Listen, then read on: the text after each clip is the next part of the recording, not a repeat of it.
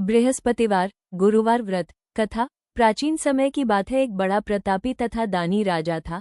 वो प्रत्येक गुरुवार को व्रत रखता एवं दान करता था। यह उसकी रानी को अच्छा न लगता। न वो व्रत करती और न ही किसी को एक पैसा दान में देती। राजा को भी ऐसा करने से मना किया करती। एक समय की बात है कि राजा शिकार खेलने वन को चले गए। घर पर रानी और दासी थी। उस समय गुरु बृहस्पति साधु का रूप धारण कर राजा के दरवाजे पर भिक्षा मांगने आए। साधु ने रानी से भिक्षा मांगी तो वो कहने लगी, हे साधु महाराज, मैं इस दान और पुण्य से तंग आ गई हूँ। आप कोई ऐसा उपाय बताएं जिससे ये सारा धन नष्ट हो जाए और मैं आराम से रह सकूं। साधु रूपी बृहस्पति देव ने कहा, हे देवी, तुम बड़ी विचित्र हो। संतान और धन से भी कोई दुखी होता है। अगर तुम्हारे पास धन अधिक है तो इसे शुभ कार्यों में लगाओ, जिससे तुम्हारे दोनों लोग सुधरे। परंतु साधु की इन बातों से रानी खुश नहीं हुई। उसने कहा, मुझे ऐसे धन की आवश्यकता नहीं जिसे मैं दान दूं तथा जिसको संभालने में ही मेरा सारा समय नष्ट हो जाए। साधु ने कहा, यदि तुम्हारी ऐसी इच्छा है तो जैसा मैं तुम्हें बताता हूँ तुम वैसा ही करना। बृहस्पतिवार के दिन तुम घर को गोबर से लीपना, अपने केशों को पीली मिट्टी से धोना, केशों को धोते समय स्नान करना, राजा से हजामत बनाने को कहना, भोजन में मांस मदिरा खाना, कपड़ा धोबी के यहाँ धुलने डालना। इस प्रकार 7 बृहस्पतिवार करने से तुम्हारा समस्त धन नष्ट हो जाएगा। इतना कहकर साधु बने बृहस्पति देव अंतर्धान हो गए। साधु के कहे अनुसार करते हुए रानी को केवल 3 बृहस्पतिवार ही बीते थे कि उसकी समस्त धन संपत्ति नष्ट हो गई। भोजन के लिए परिवार तरसने लगा। एक दिन राजा रानी से बोला, हे रानी, तुम यहीं रहो, मैं दूसरे देश को जाता हूँ, क्योंकि यहाँ पर मुझे सभी जानते हैं, इसलिए मैं कोई छोटा कार्य नहीं कर सकता। ऐसा कहकर राजा परदेश चला गया। वहाँ वो जंगल से लकड़ी काटकर लाता और शहर में बेचता। इस तरह वह अपना जीवन व्यतीत करने लगा। इधर राजा के बिना रानी और दासी दुखी रहने लगी। एक समय जब रानी और दासी को 7 दिन बिना भोजन के रहना पड़ा, तो रानी ने अपनी दासी से कहा, हे दासी, पास ही के नगर में मेरी बहन रहती है। वो बड़ी धनवान है, तो उसके पास जा और कुछ ले आ ताकि थोड़ा बहुत गुजर बसर हो जाए। दासी रानी की बहन के पास गई। उस दिन बृहस्पतिवार था। रानी की बहन उस समय बृहस्पतिवार की कथा सुन रही थी। दासी ने रानी की बहन को अपनी रानी का संदेश दिया, लेकिन रानी की बहन ने कोई उत्तर नहीं दिया। जब दासी को रानी की बहन से कोई उत्तर नहीं मिला तो वो बहुत दुखी हुई। उसे क्रोध भी आया। दासी ने वापस आकर रानी को सारी बात बता दी। सुनकर रानी ने अपने भाग्य को कोसा। उधर रानी की बहन ने सोचा कि मेरी बहन की दासी आई थी, परंतु मैं उससे नहीं बोली, इससे वो बहुत दुखी हुई होगी। कथा सुनकर और पूजन समाप्त कर वो अपनी बहन के घर गई और कहने लगी, हे बहन, मैं बृहस्पतिवार का व्रत कर रही थी। तुम्हारी दासी आई, परंतु जब तक कथा होती है तब तक न उठते हैं और न बोलते हैं, इसीलिए मैं नहीं बोली। कहो, दासी क्यों गई थी? रानी बोली, बहन, हमारे घर अनाज नहीं था। ऐसा कहते कहते रानी की आंखें भर आई। उसने दासी समेत भूखा रहने की बात भी अपनी बहन को बता दी। रानी की बहन बोली, बहन देखो, बृहस्पतिदेव भगवान सबकी मनोकामना पूर्ण करते हैं। देखो, शायद तुम्हारे घर में अनाज रखा हो। ये सुनकर दासी घर के अंदर गई तो वहां उसे एक घड़ा अनाज का भरा मिल गया। उसे बड़ी हैरानी हुई क्योंकि उसे एक एक बर्तन देख लिया था। उसने बाहर आकर रानी को बताया। दासी रानी से कहने लगी, हे रानी, जब हमको भोजन नहीं मिलता तो हम व्रत ही तो करते हैं, इसलिए क्यों न इनसे व्रत और कथा की विधि पूछ ली जाए, हम भी व्रत किया करेंगे। दासी के कहने पर रानी ने अपनी बहन से बृहस्पतिवार व्रत के बारे में पूछा। उसकी बहन ने बताया, बृहस्पतिवार के व्रत में चने की दाल और मुनक्का से विष्णु भगवान का केले की जड़ में पूजन करे तथा दीपक जलाएं, पीला भोजन करे तथा कथा सुने। इससे गुरु भगवान प्रसन्न होते हैं, मनोकामना पूर्ण करते हैं। व्रत और पूजन की विधि बताकर रानी की बहन अपने घर लौट आई। रानी और दासी दोनों ने निश्चय किया कि बृहस्पतिदेव भगवान का पूजन जरूर करेंगे। 7 रोज बाद जब बृहस्पतिवार आया तो उन्होंने व्रत रखा। घुड़साल में जाकर चना और गुड़ बीन लाई तथा उसकी दाल से केले की जड़ तथा विष्णु भगवान का पूजन किया। अब पीला भोजन कहाँ से आए? दोनों बड़ी दुखी हुई, परंतु उन्होंने व्रत किया था, इसलिए बृहस्पतिदेव भगवान प्रसन्न थे। एक साधारण व्यक्ति के रूप में वे 2 थालों में सुंदर पीला भोजन लेकर आए और दासी को देकर बोले, हे दासी, ये भोजन तुम्हारे लिए और तुम्हारी रानी के लिए है, इसे तुम दोनों ग्रहण करना। दासी भोजन पाकर बहुत प्रसन्न हुई। उसने रानी को सारी बात बताई। उसके बाद से वे प्रत्येक बृहस्पतिवार को गुरु भगवान का व्रत और पूजन करने लगी। बृहस्पति भगवान की कृपा से उनके पास धन हो गया, परंतु रानी फिर पहले की तरह आलस्य करने लगी। तब दासी बोली, देखो रानी, तुम पहले भी इस प्रकार आलस्य करती थी, तुम्हें धन के रखने में कष्ट होता था, इस कारण सभी धन नष्ट हो गया। अब गुरु भगवान की कृपा से धन मिला है तो फिर तुम्हें आलस्य होता है। बड़ी मुसीबतों के बाद हमने ये धन पाया है, इसलिए हमें दान पुण्य करना चाहिए। अब तुम भूखे मनुष्यों को भोजन कराओ, प्याऊ लगवाओ, ब्राह्मणों को दान दो, कुआं तालाब बावड़ी आदि का निर्माण कराओ, मंदिर पाठशाला बनवाकर ज्ञान दान दो, कुंवारी कन्याओं का विवाह करवाओ, अर्थात धन को शुभ कार्यों में खर्च करो, जिससे तुम्हारे कुल का यश बढ़े तथा स्वर्ग प्राप्त हो और पितृ प्रसन्न हो। दासी की बात मानकर रानी शुभ कर्म करने लगी। उसका यश फैलने लगा। एक दिन रानी और दासी आपस में विचार करने लगी कि न जाने राजा किस दशा में होंगे, उनकी कोई खोज खबर भी नहीं है। उन्होंने श्रद्धापूर्वक गुरु बृहस्पति भगवान से प्रार्थना की कि राजा जहाँ कहीं भी हो, शीघ्र वापस आ जाएं। उधर राजा परदेश में बहुत दुखी रहने लगा। वो प्रतिदिन जंगल से लकड़ी बीनकर लाता और उसे शहर में बेचकर अपने दुखी जीवन को बड़ी कठिनता से व्यतीत करता। एक दिन दुखी हो, अपनी पुरानी बातों को याद करके वो रोने लगा और उदास हो गया। उसी समय राजा के पास बृहस्पति देव साधु के वेश में आकर बोले, हे लकड़हारे, तुम इस सुनसान जंगल में किस चिंता में बैठे हो, मुझे बतलाओ। ये सुन राजा के नेत्रों में जल भर आया। साधु की वंदना कर राजा ने अपनी संपूर्ण कहानी सुना दी। महात्मा दयालु होते हैं। वे राजा से बोले, हे राजा, तुम्हारी पत्नी ने बृहस्पति देव के प्रति अपराध किया था, जिसके कारण तुम्हारी ये दशा हुई। अब तुम चिंता मत करो, भगवान तुम्हें पहले से अधिक धन देंगे। देखो, तुम्हारी पत्नी ने बृहस्पतिवार का व्रत प्रारंभ कर दिया है। अब तुम भी बृहस्पतिवार का व्रत करके चने की दाल व गुड़ जल के लोटे में डालकर केले का पूजन करो। फिर कथा कहो या सुनो, भगवान तुम्हारी सब कामनाओं को पूर्ण करेंगे। साधु की बात सुनकर राजा बोला, हे प्रभु, लकड़ी बेचकर तो इतना पैसा भई नहीं बचता, जिससे भोजन के उपरांत कुछ बचा सकूं। मैंने रात्रि में अपनी रानी को व्याकुल देखा है। मेरे पास कोई साधन नहीं जिससे उसका समाचार जान सकूं। फिर मैं कौन सी कहानी कहूं, ये भी मुझको मालूम नहीं है। साधु ने कहा, हे राजा, मन में बृहस्पति भगवान के पूजन व्रत का निश्चय करो। वे स्वयं तुम्हारे लिए कोई राह बना देंगे। बृहस्पतिवार के दिन तुम रोजाना की तरह लकड़ियां लेकर शहर में जाना। तुम्हें रोज से दुगुना धन मिलेगा, जिससे तुम भली भांति भोजन कर लोगे तथा बृहस्पति देव की पूजा का सामान भी आ जाएगा।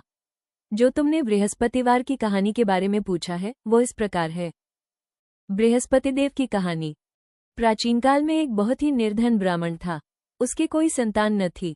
वो नित्य पूजा पाठ करता, उसकी स्त्री न स्नान करती और न किसी देवता का पूजन करती। इस कारण ब्राह्मण देवता बहुत दुखी रहते थे। भगवान की कृपा से ब्राह्मण के यहाँ एक कन्या उत्पन्न हुई। कन्या बड़ी होने लगी। प्रातः स्नान करके वो भगवान विष्णु का जप करती, बृहस्पतिवार का व्रत भी करने लगी। पूजा पाठ समाप्त कर पाठशाला जाती तो अपनी मुट्ठी में जौ भर के ले जाती और पाठशाला के मार्ग में डालती जाती। लौटते समय वही जौ स्वर्ण के हो जाते तो उनको बीनकर घर ले आती। एक दिन वो बालिका सूप में उन सोने के जौ को पटक कर साफ कर रही थी कि तभी उसकी माँ ने देख लिया और कहा कि हे बेटी, सोने के जौ को पटकने के लिए सोने का सूप भी तो होना चाहिए। दूसरे दिन गुरुवार था। कन्या ने व्रत रखा और बृहस्पति देव से सोने का सूप देने की प्रार्थना की। बृहस्पति देव ने उसकी प्रार्थना स्वीकार कर ली। रोजाना की तरह वो कन्या जौ फैलाती हुई पाठशाला चली गई। पाठशाला से लौटकर जब वो जौ बीन रही थी तो बृहस्पति देव की कृपा से उसे सोने का सूप मिला। उसे वो घर ले आई और उसे जौ साफ करने लगी, परंतु उसकी माँ का वही ढंग रहा। एक दिन की बात है, कन्या सोने के सूप में जब जौ साफ कर रही थी, उस समय उस नगर का राजकुमार वहां से निकला। कन्या के रूप और कार्य को देखकर वो उस पर मोहित हो गया। राजमहल आकर वो भोजन तथा जल त्याग कर उदास होकर लेट गया।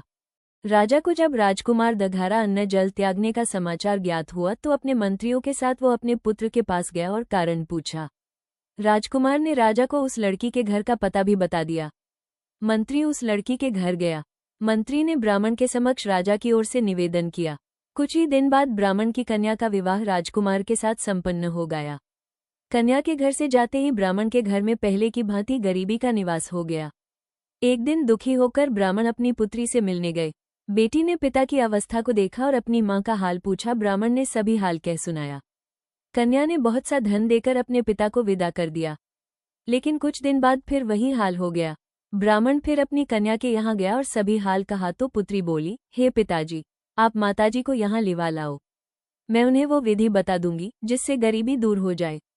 ब्राह्मण देवता अपनी स्त्री को साथ लेकर अपनी पुत्री के पास राजमहल पहुंचे तो पुत्री अपनी माँ को समझाने लगी, हे माँ, तुम प्रातःकाल स्नानादि करके विष्णु भगवान का पूजन करो तो सब दरिद्रता दूर हो जाएगी। परंतु उसकी माँ ने उसकी एक भी बात नहीं मानी। वो प्रातःकाल उठकर अपनी पुत्री की बची जूठन को खा लेती थी।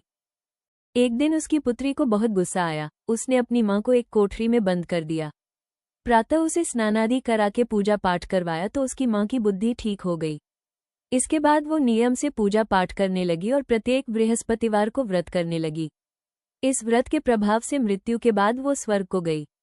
वो ब्राह्मण भी सुखपूर्वक इस लोक का सुख भोगकर स्वर्ग को प्राप्त हुआ। इस तरह कहानी कहकर साधु बने देवता वहां से लोप हो गए। धीरे धीरे समय व्यतीत होने पर फिर बृहस्पतिवार का दिन आया। राजा जंगल से लकड़ी काटकर शहर में बेचने गया। उसे उस दिन और दिनों से अधिक धन मिला। राजा ने चना गुड़ आदि लाकर बृहस्पतिवार का व्रत किया। उस दिन से उसके सभी क्लेश दूर हुए। परंतु जब अगले गुरुवार का दिन आया तो वो बृहस्पतिवार का व्रत करना भूल गया। इस कारण बृहस्पति भगवान नाराज हो गए। उस दिन उस नगर के राजा ने विशाल यज्ञ का आयोजन किया था तथा अपने समस्त राज्य में घोषणा करवा दी कि सभी मेरे यहाँ भोजन करने आवे, किसी के घर चूल्हा न जले। इस आज्ञा को जो न मानेगा उसको फांसी दे दी जाएगी। राजा की आज्ञानुसार राज्य के सभी वासी राजा के भोज में सम्मिलित हुए, लेकिन लकड़हारा कुछ देर से पहुंचा, इसलिए राजा उसको अपने साथ महल में ले गए। जब राजा लकड़हारे को भोजन करा रहे थे तो रानी की दृष्टि उस खूंटी पर पड़ी जिस पर उसका हार लटका हुआ था। उसे हार खूंटी पर लटका दिखाई नहीं दिया। रानी को निश्चय हो गया कि मेरा हार इस लकड़हारे ने चुरा लिया है। उसी समय सैनिक बुलवाकर उसको जेल में डलवा दिया। लकड़हारा जेल में विचार करने लगा कि न जाने कौन से पूर्वजन्म के कर्म से मुझे ये दुख प्राप्त हुआ है, और जंगल में मिले साधु को याद करने लगा। तत्काल बृहस्पतिदेव साधु के रूप में प्रकट हो गए और कहने लगे, अरे मूर्ख, तूने बृहस्पति देवता की कथा नहीं की, उसी कारण तुझे ये दुख प्राप्त हुआ है। अब चिंता मत कर, बृहस्पतिवार के दिन जेलखाने के दरवाजे पर तुझे 4 पैसे पड़े मिलेंगे, उनसे तू बृहस्पतिवार की पूजा करना तो तेरे सभी कष्ट दूर हो जाएंगे। अगले बृहस्पतिवार उसे जेल के दघार पर 4 पैसे मिले। राजा ने पूजा का सामान मंगवाकर कथा कही और प्रसाद बांटा। उसी रात्रि में बृहस्पतिदेव ने उस नगर के राजा को स्वप्न में कहा, हे राजा, तूने जिसे जेल में बंद किया है उसे कल छोड़ देना, वो निर्दोष है। राजा प्रातःकाल उठा और खूंटी पर हार टंगा देखकर लकड़हारे को बुलाकर क्षमा मांगी तथा राजा के योग्य सुंदर वस्त्र आभूषण भेंट कर उसे विदा किया। गुरुदेव की आज्ञानुसार राजा अपने नगर को चल दिया। राजा जब नगर के निकट पहुंचा तो उसे बड़ा ही आश्चर्य हुआ। नगर में पहले से अधिक बाग, तालाब और कुएं तथा बहुत सी धर्मशालाएं, मंदिर आदि बने हुए थे। राजा ने पूछा कि यह किसका बाग और धर्मशाला है। तब नगर के सब लोग कहने लगे कि यह सब रानी और दासी दघारा बनवाए गए हैं। राजा को आश्चर्य हुआ और गुस्सा भी आया कि उसकी अनुपस्थिति में रानी के पास धन कहाँ से आया होगा। जब रानी ने यह खबर सुनी कि राजा आ रहे हैं तो उसने अपनी दासी से कहा, हे दासी, देख, राजा हमको कितनी बुरी हालत में छोड़ गए थे। वो हमारी ऐसी हालत देखकर लौट न जाएं, इसलिए तू दरवाजे पर खड़ी हो जा। रानी की आज्ञानुसार दासी दरवाजे पर खड़ी हो गई और जब राजा आए तो उन्हें अपने साथ महल में लिवा लाई। तब राजा ने क्रोध करके अपनी तलवार निकाली और पूछने लगा, बताओ, ये धन तुम्हें कैसे प्राप्त हुआ है। तब रानी ने सारी कथा कह सुनाई। राजा ने निश्चय किया कि मैं रोजाना दिन में 3 बार कहानी कहा करूंगा और रोज व्रत किया करूंगा। अब हर समय राजा के दुपट्टे में चने की दाल बंधी रहती तथा दिन में 3 बार कथा कहता। एक रोज राजा ने विचार किया कि चलो अपनी बहन के यहाँ हो आऊं। इस तरह का निश्चय कर राजा घोड़े पर सवार हो अपनी बहन के यहाँ चल दिया। मार्ग में उसने देखा कि कुछ आदमी एक मुर्दे को लिए जा रहे हैं।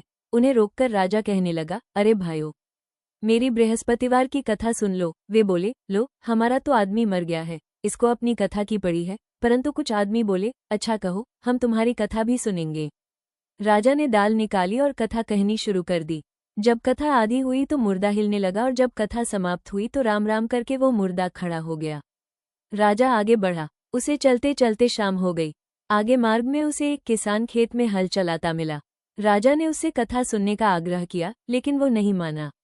राजा आगे चल पड़ा। राजा के हटते ही बैल पछाड़ खाकर गिर गए तथा किसान के पेट में बहुत दर्द होने लगा। उसी समय किसान की माँ रोटी लेकर आई। उसने जब देखा तो अपने पुत्र से सब हाल पूछा। बेटे ने सभी हाल बता दिया। बुढ़िया दौड़ दौड़ी उस घुड़सवार के पास पहुंची और उससे बोली, मैं तेरी कथा सुनूंगी, तू अपनी कथा मेरे खेत पर ही चलकर कहना। राजा ने लौटकर बुढ़िया के खेत पर जाकर कथा कही, जिसके सुनते ही बैल खड़े हो गए तथा किसान के पेट का दर्द भी बंद हो गया।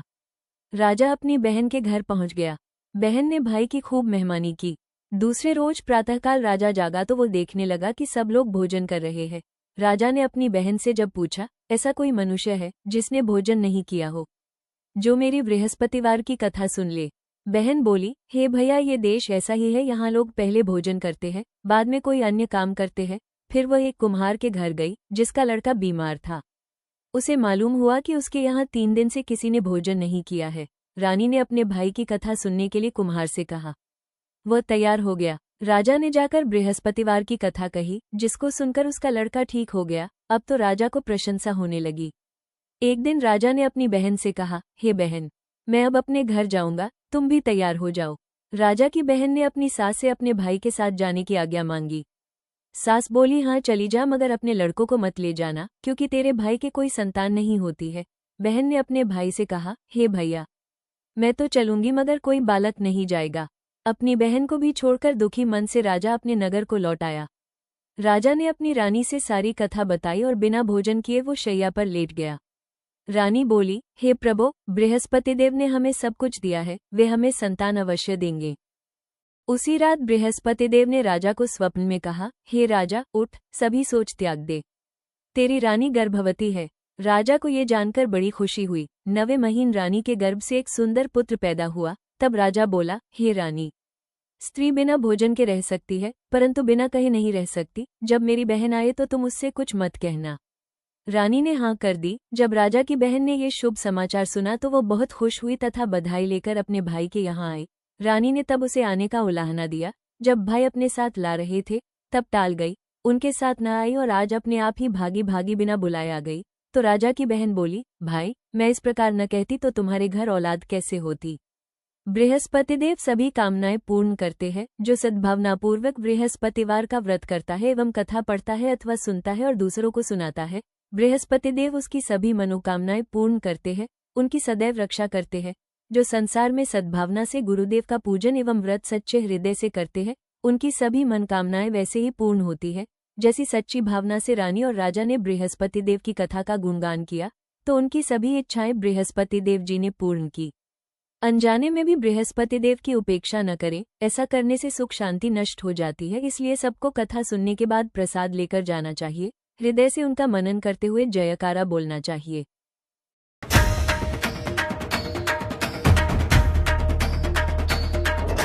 बोलिए बृहस्पति भगवान की जय, बोलो विष्णु भगवान की जय। और भी व्रत कथाओं के लिए फॉलो करें हमारे चैनल को।